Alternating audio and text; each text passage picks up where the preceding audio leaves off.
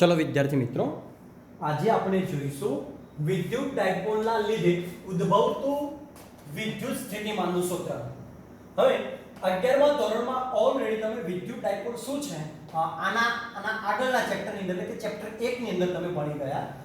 11મા ધોરણમાં તો કોઈ વિદ્યુત ડાયપોલ જેવું આવતું નહોતું, ડાયપોલ શબ્દ આવતો હતો પણ વિદ્યુત ડાયપોલ નહીં। ચાલો આપણે પહેલા ચેપ્ટરમાં ભણી ગયા એટલે પહેલા આપણે વિદ્યુત ડાયપોલ જરા દોરીએ, જરા જોઈએ विद्युत डायपोल कोने कहीशुं। दाखला तरीके चलो आ एक धन विद्युत भार छे, हवे એટલો જ विद्युत भार धरावतो परंतु विरुद्ध दिशानो, એટલે કે અહીંયા હું એક ઓર વિદ્યુત ભાર દોરું છું અને આ કોઈ વિદ્યુત ભાર હશે ઋણ વિદ્યુત ભાર। સરસ, ચલો બે વિદ્યુત ભારો વચ્ચેનું જે અંતર હશે એ કેટલું આપણને મળશે? તો કે ભાઈ બે વિદ્યુત ભારો વચ્ચેનું અંતર આપણને કેટલું મળશે વિદ્યાર્થી મિત્રો? કેટલું મળશે? એટલે તેટલું અંતર, કારણ કે મિડલ માંથી માપીએ છીએ તો એટલે તેટલું અંતર a અને એટલે તેટલું નીચેનું અંતર a। તો અત્યારે આ બંને વચ્ચેનું અંતર કેટલું થશે? તો કે આટલેથી આટલું બંને વચ્ચેનું અંતર મળશે આપણને 2a। સરસ, ચલો હવે વિદ્યુત ડાયપોલ પાસે એક આ ઊભું હોય છે, આને આપણે અક્ષ કહીએ છીએ, અને આમ આડું હોય છે, આને આપણે શું કહીએ છીએ? વિષુવ રેખા, જે લંબ દ્વિભાજક હોય છે આને આપણે વિષુવ રેખા કહીએ છીએ અને આને આપણે અક્ષ કહીએ છીએ। ચલો O માંથી પસાર થાય છે। હવે તમને કોઈને પૂછે કે ભાઈ વિદ્યુત ડાયપોલની દિશા કઈ, તો યાદ રાખો વિદ્યુત ક્ષેત્ર પ્લસ થી માઈનસ તરફ હોય, પરંતુ વિદ્યુત ડાયપોલ માઈનસ થી ક્યાં તરફ હોય? પ્લસ તરફ। એટલે કે ક્યાં તરફ હોય? તો ભાઈ ઉપર તરફ। એટલે આને આપણે શું નામ આપી દઈએ વિદ્યાર્થી મિત્રો? P vector. કારણ કે P વેક્ટર એટલે શું કહીશું આપણે? વિદ્યુત ડાયપોલ મોમેન્ટ। સરસ, ચલો હવે મારે ક્યાં જોઈએ છીએ વિદ્યુત ડાયપોલ વડે ઉદ્ભવતું વિદ્યુત સ્થિતિમાન, પણ ક્યાં પ્લેસ ઉપર? અક્ષ પર નહીં, વિષુવ રેખા પર નહીં, તો બંનેની વચ્ચેના ભાગમાં, એટલે કે એક્ઝેક્ટ મારે જોઈએ છે અહીંયા। ચલો અહીંયા હું બિંદુનું નામ આપી દઉં છું P બિંદુ। તો મારે P બિંદુએ ઉદ્ભવતું વિદ્યુત સ્થિતિમાન જોઈએ છે। હવે આની સાથે એટલે કે વિષુવ રેખા સાથે કેટલો ખૂણો બને છે? થીટા। અહીંયા લખશો તો પણ ચાલશે અને તમે અહીંયા દર્શાવશો તો પણ ચાલશે, કારણ કે તમને ખબર જ હશે આ ખૂણો અને આ ખૂણો બંનેનો સરવાળો કેટલો થવાનો છે? 90। એટલે મતલબ એક જ થવાનો છે ઊભા। હવે અહીંયાથી એટલે કે મધ્ય ભાગથી P સુધીનું જે અંતર છે એને આપણે નામ આપી દઈએ છીએ R। હવે વિદ્યુત સ્થિતિમાન તો પ્લસ વિદ્યુત ભાર વડે P બિંદુએ ઉદ્ભવશે અને માઈનસ વિદ્યુત ભાર વડે P બિંદુએ ઉદ્ભવશે। એટલે મારે આટલેથી આટલું અંતર જોશે, તો આટલેથી આટલું જે અંતર છે એને વિદ્યાર્થી મિત્રો આપણે નામ આપી દઈએ R1 અને આટલેથી આટલું જે અંતર છે એને આપણે વિદ્યાર્થી મિત્રો નામ આપી દઈએ, શું નામ આપીશું? તો કે ભાઈ R2। સરસ, ચલો હવે આપણે એ જરા જોઈ લઈએ કે આ વિદ્યુત ભાર વડે ઉદ્ભવતું વિદ્યુત સ્થિતિમાન અને આ વિદ્યુત ભાર વડે ઉદ્ભવતું વિદ્યુત સ્થિતિમાન, અને પછી બંનેનો સરવાળો કરી દેશું એટલે આ વિદ્યુત ડાયપોલ વડે ઉદ્ભવતું વિદ્યુત સ્થિતિમાન તમને મળી જશે। ચલો તો પહેલા શું લખીશું? તો કે ભાઈ પહેલા લખીએ પ્લસ q વિદ્યુત ભાર, કારણ કે આ વિદ્યુત ભાર કેવો છે? પ્લસ q, અને આ વિદ્યુત ભાર કેવો છે? Minus q। तो प्लस q विद्युत भार वडे P बिंदु ए उद्भवतु विद्युत स्थितिमान। चलो विद्यार्थी मित्रों, अब विद्युत स्थितिमान ने આપણે શું કહી દઈએ? અને આપણે નામ શું આપી દઈએ? V1 अब विद्युत स्थितिमानનું સૂત્ર આપણી પાસે કયું બને છે? બિંદુવત વિદ્યુત ભાર વડે ઉદ્ભવતું વિદ્યુત સ્થિતિમાનનું સૂત્ર કે Q અપોન બંને વચ્ચેનું અંતર કેટલું આવ્યું છે વિદ્યાર્થી મિત્રો? R1। Very good. ચલો હવે આપણે શું લઈશું બેટા? તો કે ભાઈ આ માઈનસ વિદ્યુત ભાર વડે P બિંદુએ ઉદ્ભવતું વિદ્યુત સ્થિતિમાન, એટલે માઈનસ Q વિદ્યુત ભાર વડે P બિંદુ એ ઉદ્ભવતું વિદ્યુત સ્થિતિમાન। ચલો વિદ્યુત સ્થિતિમાનને શું નામ આપી દઈએ? અહીંયા V2 સૂત્ર તો આ જ કે, પણ વિદ્યુત ભાર કેવો આવશે? -q। अपॉन બંને વચ્ચેનું અંતર કેટલું છે વિદ્યાર્થી મિત્રો r2 ચલો હવે આપણે શું જોઈએ આ બંને વડે p બિંદુએ ઉદ્ભવતું વિદ્યુત સ્થિતિમાન તો શું લખીશું અહીંયા +q અને -q વિદ્યુત ભારો વડે p બિંદુએ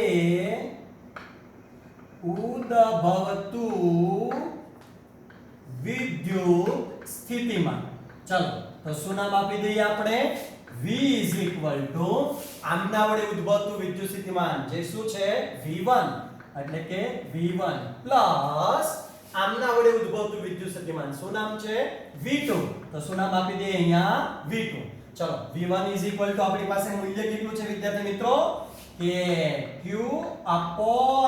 r1 યસ ચલો અને v2 આપણી પાસે મૂલ્ય કેટલું છે કે -q r2 ચલો કોમન છે ને બહાર કાઢી નાખો બંનેમાં કોણ કોમન છે kq તો શું કરી નાખીશું kq અહીંયા શું વધ્યું વિદ્યાર્થી મિત્રો 1/r1 માઈનસ કારણ કે માઈનસ સિમ્બોલ છે ને અહીંયા હા તો -1/r2 ચલો આ અહીંયા ગુણાશે એટલે શું થશે કે q ચલો r2 r1 upon r1 into r2 ઉભા હવે તમને ખબર આ તો p બિંદુએ વિદ્યુત સ્થિતિમાન શોધીએ એટલે અહીં લખવું પડે vp વેરી ગુડ ચલો હવે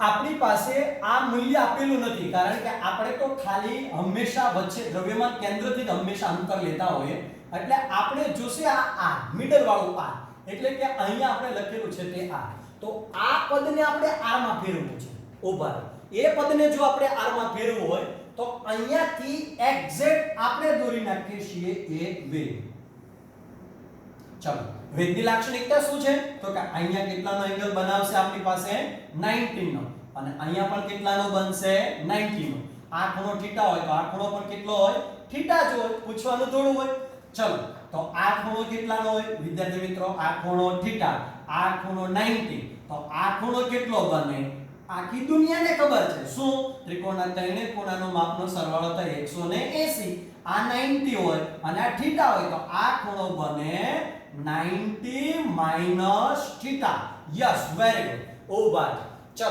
બીજી એક વાત એ પણ જરા જોઈ લઈએ અહીંયાથી તો બધાના અંતર સરખા છે r1 r2 r1 r r2 પરંતુ આ r કરતા r1 આટલું નાનું છે અને આ આટલું નાનું છે મતલબ કે r2 આટલો મોટો છે તો આપણે એવું વિચારીએ કે આના કરતા આની અંદર પથ તફાવત કેટલો છે કેટલું મોટું વધારે કેટલું અંતર છે જો વધારે અંતર જોતું હોય તો આ કેટલું છે r1 આ આખું આટલેથી આટલું કેટલું છે r2 તો આટલું અંતર કેટલું હશે તો r2 માંથી r1 બાદ કરી દો એટલે આટલું અંતર તમને મળી જશે તો આપણે શું કરીશું r2 r1 તો આટલેથી આટલું જે અંતર મળ્યું એ કેટલું હશે r2 r1 હવે એના ઉપરથી આપણે શોધી નાખીશું આને કોઈ પણ એક નામ આપી દો સમીકરણ નંબર 1 ચલો વિદ્યાર્થી મિત્રો હવે આપણે લઈએ છીએ આ શોધવા માટે આની કિંમત શોધવા માટે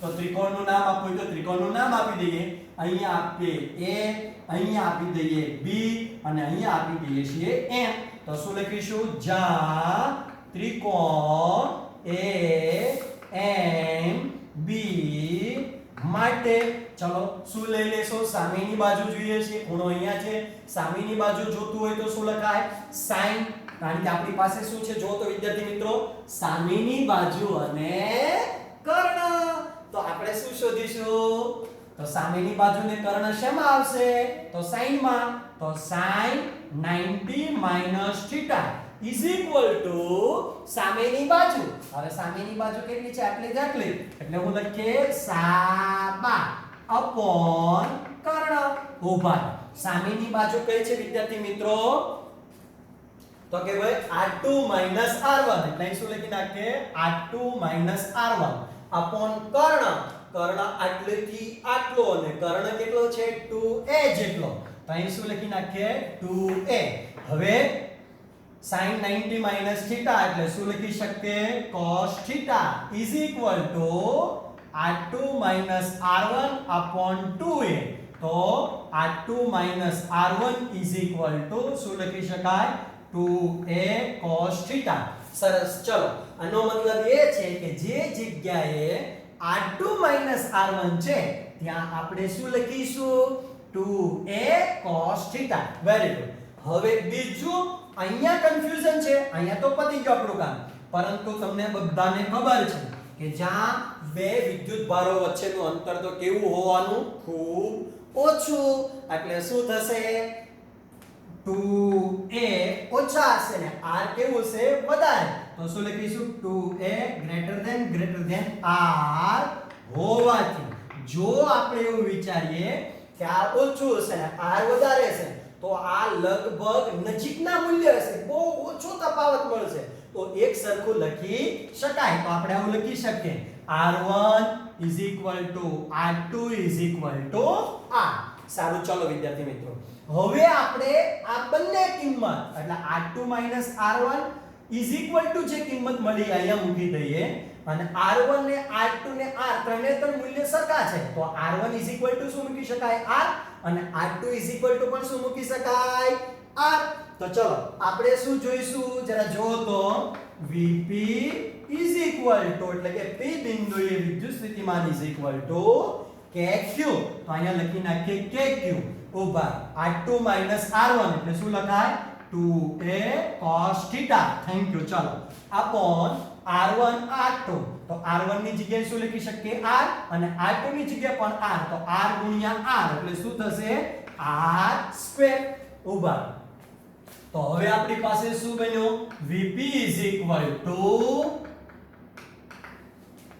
kq. તો કે ભાઈ k પછી 2a અહીંયા છે દેખાય છે 2a. અહીં શું લખાય 2aq cos θ. યસ વિદ્યાર્થી મિત્રો upon ચલો અંતર કેટલું આવ્યું r². તો અહીંયા શું લખી નાખીશું આપણે r².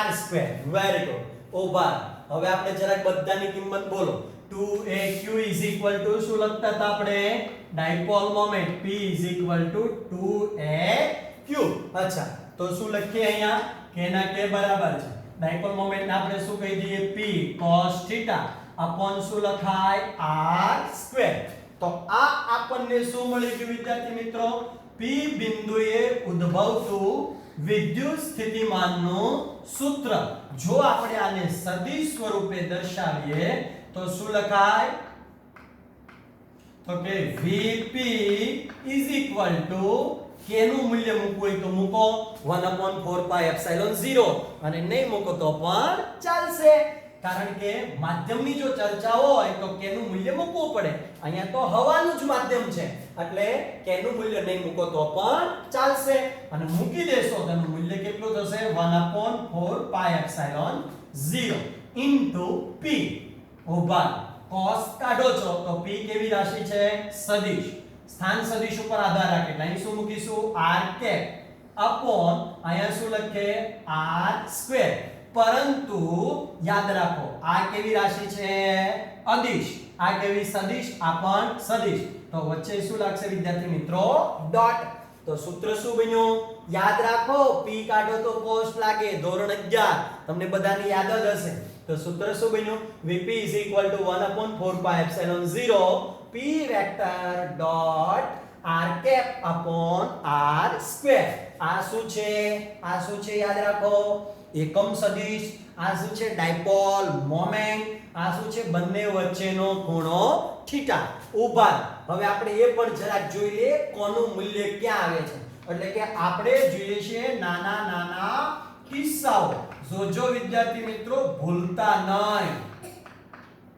ચલો એનો આપણે જોઈએ પહેલો કિસ્સો રૂશાનભાઈ. તો શું જોઈશું આપણે તો કે દાખલા તરીકે આપણને પૂછે કે અક્ષ પર વિદ્યુત સ્થિતિમાન ડાયપોલ વડે ઉદ્ભવતું અક્ષ પર વિદ્યુત સ્થિતિમાન કેટલું હશે. ઉભા તો અક્ષ એટલે ઉપર તરફ આમ યસ એકમ સદિશ ઉપર ડાયપોલ મોમેન્ટ ઉપર તો બંનેની દિશા એક જ સરખી હશે તો અક્ષ પર શું થશે અક્ષ પર p વેક્ટર સમાંતર r કેપ તો થીટા કેટલો મળે 0 તો શું લખી શકાય વિદ્યાર્થી મિત્રો vp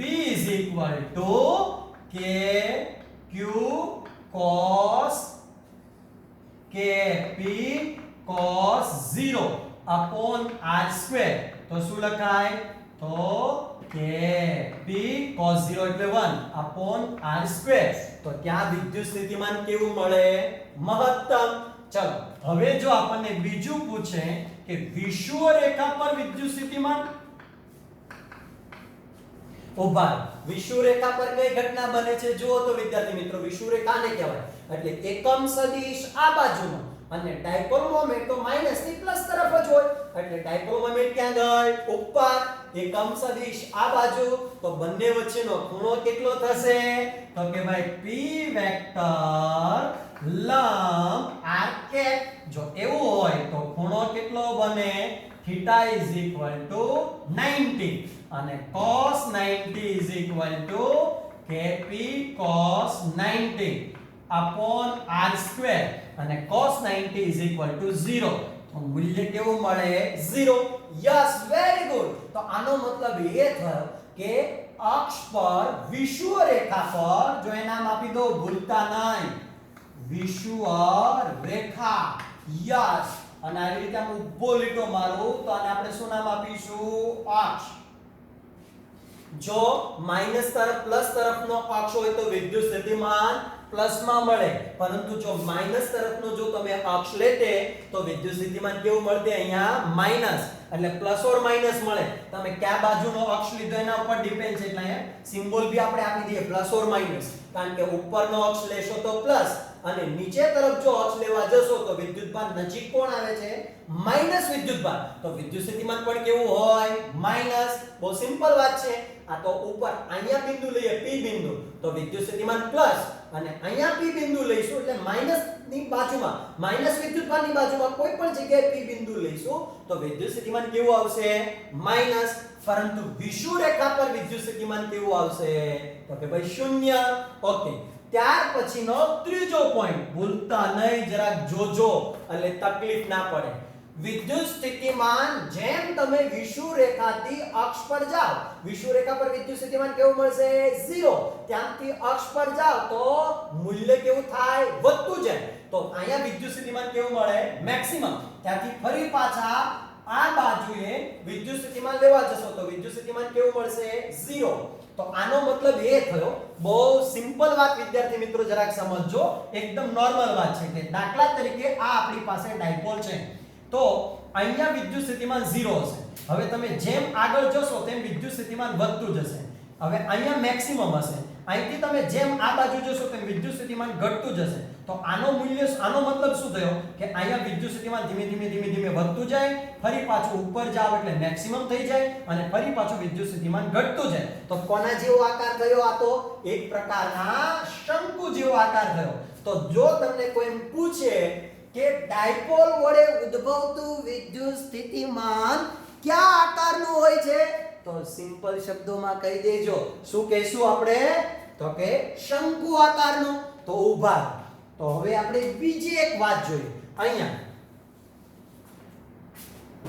શું હા નીચે તરફ ભી લેવા જશો તો પણ એવું થશે જો અહીંયા વિદ્યુત સ્થિતિમાન 0 વિદ્યુત સ્થિતિમાન વધ્યું મેક્સિમમ આ બાજુ આવશો ને વિદ્યુત સ્થિતિમાન 0 એટલે અક્ષ પર 0 હવે વિદ્યુત સ્થિતિમાન વધ્યું પણ નેગેટિવ વિદ્યુત સ્થિતિમાન છે વિદ્યુત સ્થિતિમાન વધ્યું નેગેટિવમાં વિદ્યુત સ્થિતિમાન મહત્તમ હવે વિદ્યુત સ્થિતિમાન ઘટ્યું વિદ્યુત સ્થિતિમાન 0 તો અચ્છા ઉભા રહો બીજી એક વાત જરા સમજો વિદ્યુત સ્થિતિમાન થીટા પર આધારિત છે કારણ કે અહીંયા થીટા રાખીશું અહીંયા રાખશો તો ડાયપોલ મોમેન્ટ અને વિષુવ રેખા વચ્ચે 90 નો ખૂણો થાય વિદ્યુત સ્થિતિમાન કેવું થઈ જશે 0 જેમ થીટા વધે છે તેમ વિદ્યુત સ્થિતિમાન વધે છે તો શું લખીશું વિદ્યુત સ્થિતિમાન